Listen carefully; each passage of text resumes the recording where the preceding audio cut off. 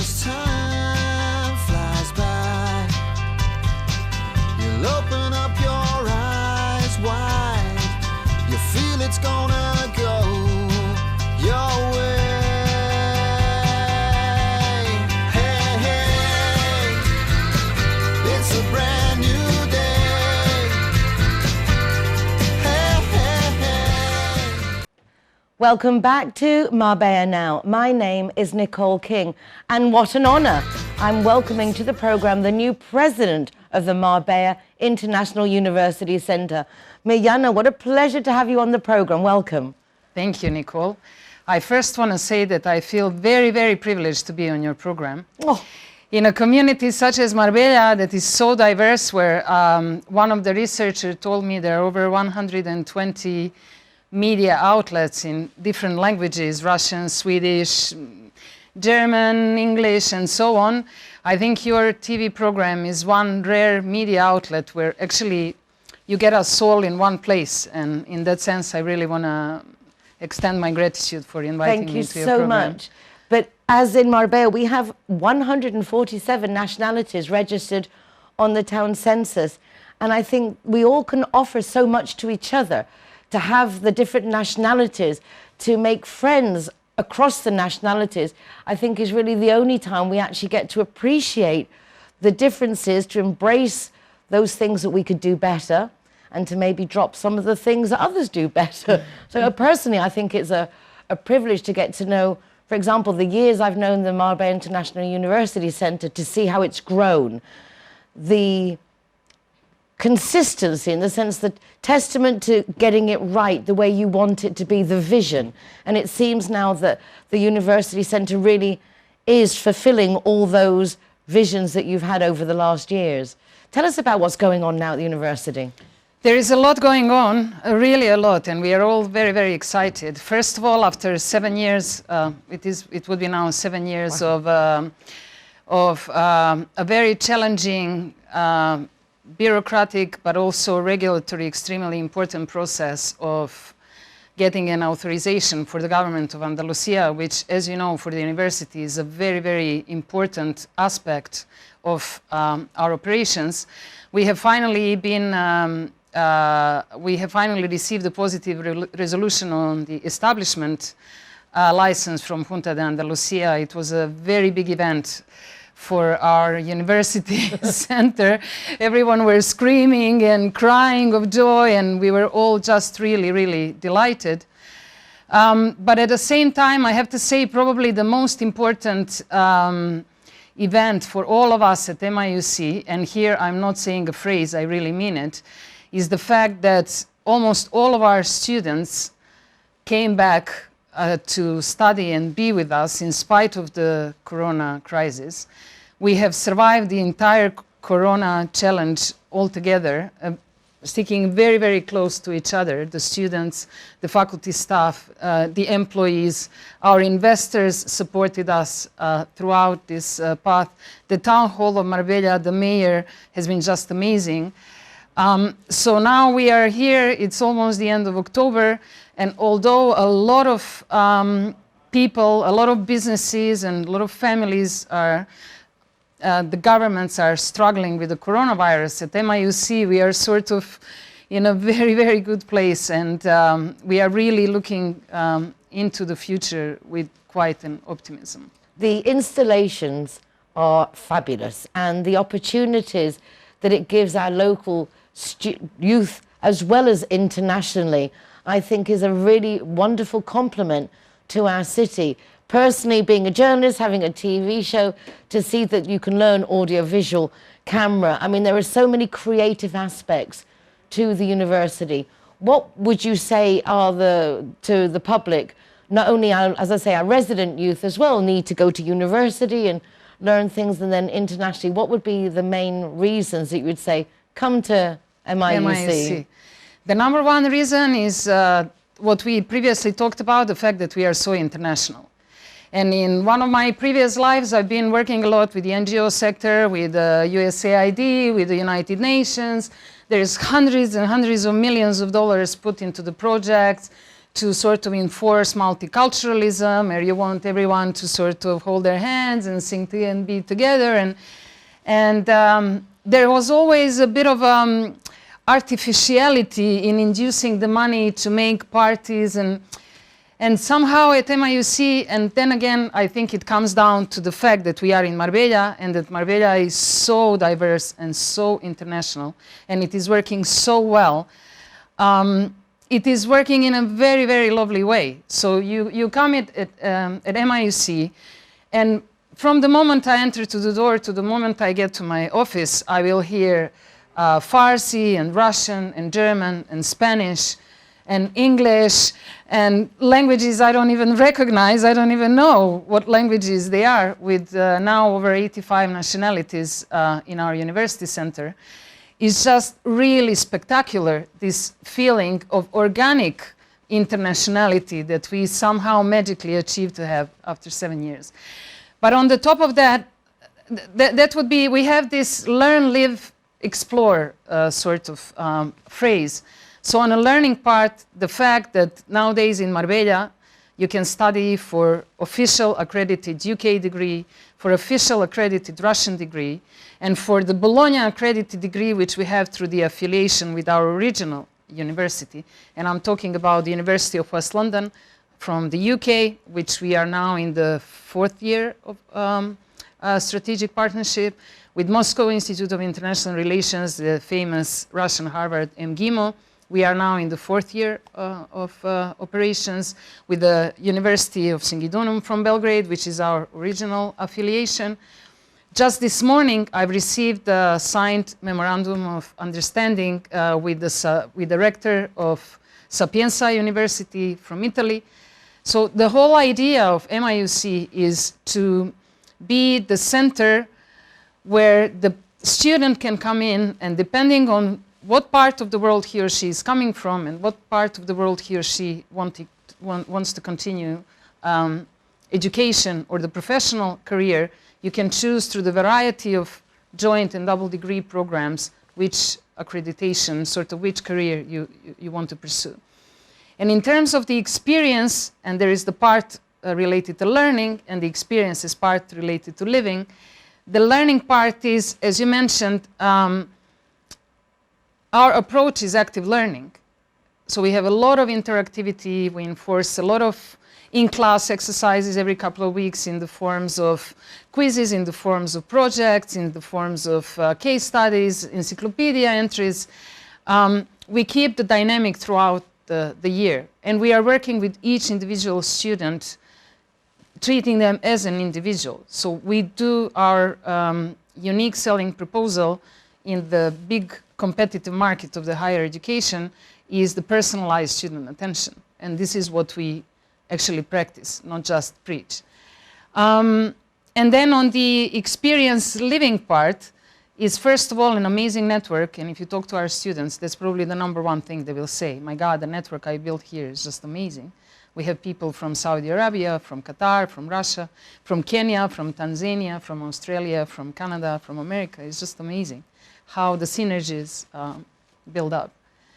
So my list of why study at MIUC is so long, as you can see. I could talk about it for quite a long time, but I think the best way to see is actually to come to MIUC, and here I really want to invite all Marbella residents to come and visit us. Pretty much every day we have one of staff member available to walk the guests, and we do have quite a lot of walk-ins throughout beautiful campus, meet the people, speak to the staff, speak to students. The installations, as I say, are wonderful. It's a privilege to be able to come and study here in the coast. In fact, I've had quite a few interns from the Marbella International Centre, and then you carry on being friends, and particularly with Elisa, my last one, she's now in Russia, but seeing her running around here scantily clad and now wrapped up to the hilt in Russia, the different changes, it's a really good experience, as you say, from students over the world to really change everything.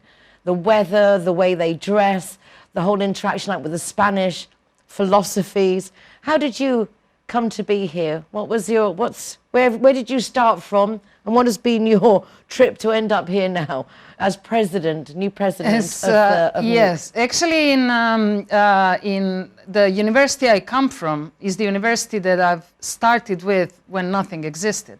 So in the last 15 years I sort of specialized in building the higher education institutions. And I've been extremely privileged to work with very experienced, high-profile people from the public university system. Some of them were ministers of education, the ministers of culture. My personal mentor was one of the most famous minister of cultures in the country where I'm coming from. And where's that? From Belgrade. I'm from Belgrade, from Serbia. And over the period of time, I've worked a lot with accreditations and accreditation agencies and the universities, not only in Serbia, but also in Austria, in UK, in the United States. And when the MIUC was on the level of the idea, I've been invited to put together the first concept papers about MIUC. That was my initial engagement. And then as they... Quite a responsibility. And an amazing dream that I've been so lucky to now see coming to life. It was extremely challenging, extremely challenging 7 years, but it's an amazing. Every morning when I come to work, my heart is full because I do remember the time when it was just a little idea on a piece of paper. And it is now a dream that a lot of people believe in and a lot of people are willing to support, which is an amazing thing. So basically in 2014, as the MIUC opened up, there's been a lot of challenges because the environment in Andalusia has not been favorable towards private investment in higher education. And there's been all sorts of press around it, like with many other new initiatives. And I've been invited to help out and stay for 6 months. And this has been the 7th year now. And now I just love it. I love MIUC. I love all of our students, the staff. We have an amazing, amazing staff. We have an amazing group of people. We have an amazing investors who have been with us throughout all these years, supporting us effortlessly. And it's just an amazing job and an amazing place to be for and me you've done an personally. amazing job, and I hope they appreciate how lucky they are to have you, because one of the secrets of success in Andalusia is just keep on going, go at it, go at it, go at it, go at it. And nunca de caer en el empeño, never give up on that effort. And I think you're a testament to that, that if you don't at first succeed, just keep at it. So wonderful also to share with your students a great philosophy that when something is worthwhile, it's worthwhile doing whatever it takes. Yes, I think one of the probably most important things for our students at MIUC is the fact that we work with them as people, not just as sort of students. They come, they receive the lecture, they go, they do their assessment. We have these 360 supports. So we have a counseling with a psychologist, because after an initial ecstasy of being in Marbella and Andalusia and the nightlife, after a couple of months, the first train starts, they all sort of start being very nostalgic about their homes, and so we do have some sort of support for that. We have a life coach and the career advisor.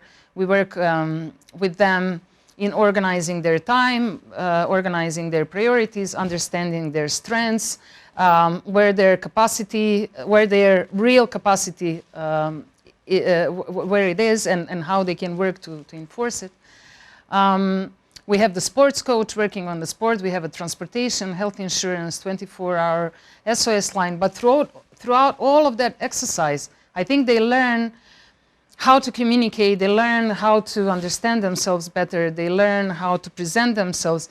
There is a lot of learning happening outside of the classroom situation as well, not just during the actual class. And I think they really, this is what our students appreciate very much. I think it's really nice that you're giving them not only the education to transition into their futures, but the tools to cope psychologically and emotionally and socially as well, which is fundamental.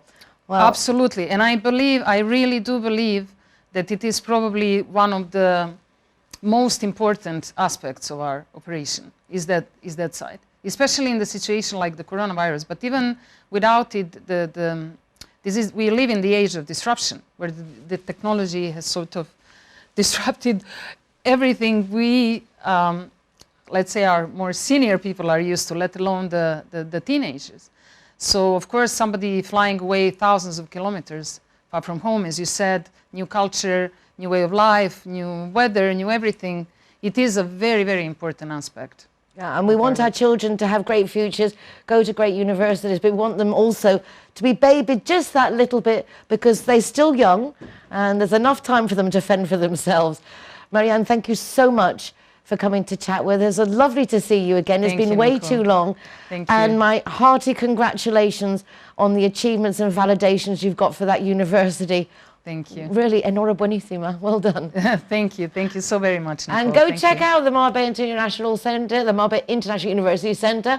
Marianne has given you all an open invitation. We're going to go now to a few messages from our sponsors, but don't go away because we'll be back in just a moment with more of what's going on in Marbella now. Alright guys, so I'm the designated driver tonight, so I'm going to choose the Zero Hero place. So all of my soft drinks are for free. And if you want to go somewhere else, just check out the Facebook, Instagram or the zerohero.es website for any of the bars, discotheques or restaurants on there. I'm happy to go anywhere you want to go, as long as it's Zero Hero. Judy likes to consider herself a clever young woman, which is why she thought very carefully before choosing her insurance company. Now that she needs it, she's jolly glad she chose Linear Director, as it looks as if she might have something better to do. Why don't you be clever, like Judy? Call Linear Director on 952 14 78 34 and see which policy is best for you. Zero Hero, welcome to the playwright. Hello guys, welcome to Harbor. All the designated drivers are welcome here to the Harbor. And we are very proud to be a Zero Hero partner. Divine is happy to be Zero Hero partner. Hi guys, Ross here from Hogan Stand. Proud to be a member of the Zero Hero campaign. And we recommend everybody. Nobody drives drinking. Everybody who drives a car doesn't have any alcohol in their system, and we're proud to sponsor the Zero Hero program.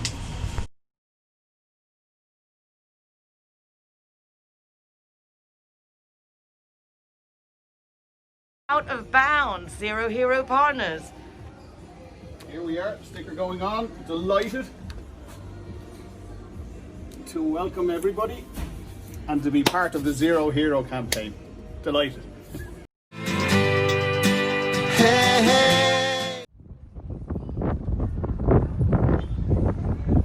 Hi everyone, we are back at the bookshop and we are interviewing Val Bassi today because she's got a new book, which is quite exciting. I have read it and it was really good. Oh good, I'm really enjoyed it.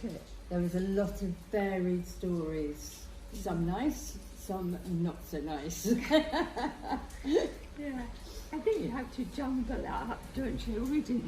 We'd be boring if they were all the same kind of things. I deliberately chose stories, you know, that were all a bit different, and so anyway, I hope everybody will like it that reads it. There's something for everyone there, I think. Yeah, so anyway, yeah. Did you have a particular favourite, Lucy? Or? Not a particular favourite, because there were so many different genres on there, which is what I want to ask you. So, what books do you actually read for yourself to get all the ideas? Yeah, the books I like best are crime novels. I love crime novels. So I read a lot of those really. But basically I read anything. If I hear somebody saying, oh, you know, that's a brilliant book, I'll get it. I think, oh, you know, I'll try that and see. But I usually always come back to crime novels, you know. So, but these, you can get ideas from everywhere, from newspapers, magazines, just from what you hear people saying to each other in the street or on the bus or whatever. So Well, I was about to say it's easy to get ideas. It's not easy to get ideas. And for me, that's the most difficult thing. Once you get a good idea, then you can run with it, you know. And sometimes it works, and you can finish a story and you like it, and hopefully everybody else will like it. Other times you get an idea and you write a bit and you think, no, no. So yeah, to get an idea is quite difficult. And then, but once you get an idea and it clicks, basically it just about writes itself, which is magic. Those days are fantastic. I love it when that happens. So yeah, it's really good. Yeah. So yeah. And what I do want to ask you, because I'm very interested, is there are a couple of books, stories in there about religion. Oh yes, yeah. Yeah, my background is I was brought up in Scotland in a family where we were all in the Brethren. I sometimes call the Plymouth Brethren, you know, people seem to understand more if I say Plymouth Brethren, although we don't call ourselves that in Scotland. But it's quite a strict Protestant group, and if you are born into a Brethren family, from the day you are born, you are taken to the meetings, as they call them, you know, every Sunday without fail, no matter what, unless you're really ill, in which case you're allowed to stay at home, have a day off. But, and, you know, growing up like that, we didn't resent it at the time because it was all we knew, you know, it's what we'd always done, we'd never done anything different, all our family did it, and but then once we grew up and sort of moved away and saw how other people live, what other people do, you kind of resent it a bit, you know, because it ruled our whole lives, all our childhood, you know. So, I mean, I don't resent it very much, and most of those stories actually supposed to be a little bit funny. They're not supposed to be grim and nasty. No, they're very interesting as well. Yeah. Gives you an idea. Yeah, but just a different way of life, really, isn't it? Yes, exactly. Yeah, but it's strange, actually, because I would have thought nowadays, when there's so many other things for people to do, so many places for people to go, I would have thought that this would all be sort of fading away, fizzling out. But apparently it's it's having research, you know, at least in our part of Scotland. And apparently loads of people are going to the Brethren now and bringing their children up like that. Yeah. So I was amazed when I heard that. But my sister has a family live opposite her, so they're even more strict than we were. But they go every Sunday and every evening when they come from work, they finish school. Really taken off again, you know. So, but yeah, it was a bit of a different upbringing. Yes. Sometimes we had telly, sometimes we didn't. My grandmother decided to put her foot down, telly out the door. So it was a bit strange, you know, because when you go to school, all your friends are talking about this thing that you saw last night on the TV, something else is on the TV, and you're sitting there, don't know anything about it. So is that why you got into books? Yeah, I loved reading, and when I was very young, we never had a TV. And so life is quite dull. It was then in the 50s and 60s, you know.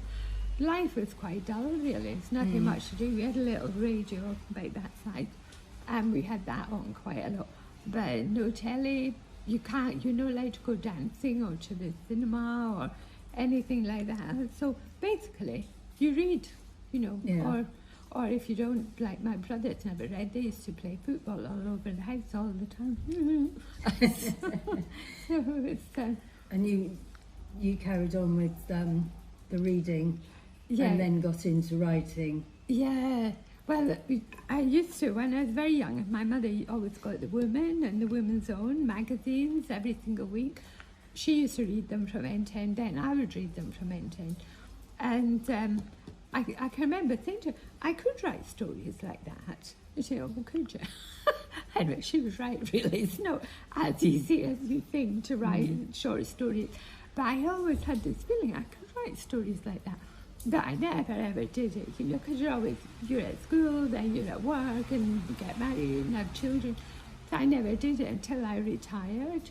And once, you know, we bought a house and organised it and got settled, then I thought, oh, I've got too much time, what am I going to do now? So, and then I saw Tony's group, you know, the Writers' Workshop, which part of the U3A Marbella. So I rang up and signed up, and the rest is history, as they say. And you've had stories published since? No, I haven't had any stories published. This is my next big ambition, to get a story published in a women's magazine. And also there's loads of short story writing competitions all over the world, really. So I would like to win a short story writing competition as well. And the big short story writing competition is the Sunday Times short story competition. And it costs nothing to enter, and the prize is £30,000. So this is my big ambition. And when does that start? It's once a year. I can't remember if it's like January, just after New Year, or if it's November or something, just kind of before the New Year. It's only once a year, but they give you fair warning. You know, you get months to sort of think about it and prepare for it and everything. So I won't try that now, because I think you really have to be an established author, writer to do that. But it's fantastic. But the funny thing is, the few stories I've read that won that competition, I didn't like them very much, which sounds very arrogant. Really, in all honesty, I didn't. So, but anyway, that's why I really like to do. So, anyway, we'll see. Maybe we ever get that then, you know. I've had some articles published and lots of letters in magazines and so forth and so on. And yeah, I've had quite a few articles published and interviews. I interviewed quite a lot of people, and the Costa del Sol News, when it was still going, they published them off, which was very nice, you know. Mostly people that are involved with the salon varieties in Fuengirola. So that was very nice, you know, and the newspaper gave it like whole page spread and everything, so it's very So good. I've got competition then. Yeah. So what advice could you give to budding writers? I think, you know, famous authors always giving out information. And I think it was Stephen King. He said, you know, people just starting to write, they tend to sit and wait for inspiration. He said the rest of us, we just sit down and go to work. And I think that's the secret, you know, don't sit and think, what could I write about? I've no idea. Just sit at the computer and write something. Anything, you know, to start with, just write. But I'm sitting here, I have no idea what I'm going to write about, but I'm definitely going to write something. You know, something like this, just to start. Once you start doing that, again, it tends to grow, you know, just go. So I think that's a big thing, you know, try to write every day, even if it's just 10 minutes, even if it's just, you know, nothing spectacular. Try to write something. And yeah, don't worry too much about rules and regulations and everything, because one of my favourite authors, Somerset Maugham, and he said there are only 3 rules to writing. Unfortunately, nobody knows what they are. So, you know, don't worry about the rules, just write. Yeah. And everybody writes differently, you know, so don't try and copy somebody or whatever. Just you write yourself, you know. Okay. Yeah. All right, Darren. And finally, what's next? What's next? Well, I think I'm going to write another anthology and hopefully bring it out next year sometime. And also I may next year do, you know, this NaNoWriMo, which is National Novel Writing Month. This is every November, and it's worldwide now. People do this all over the world. And again, it costs nothing to take part. You get lots of help, you know, while you're doing it. And it would just be fun. And a lot of people, you're supposed to write 1,000 words every day in November. And a lot of people, this is their first 30,000 words.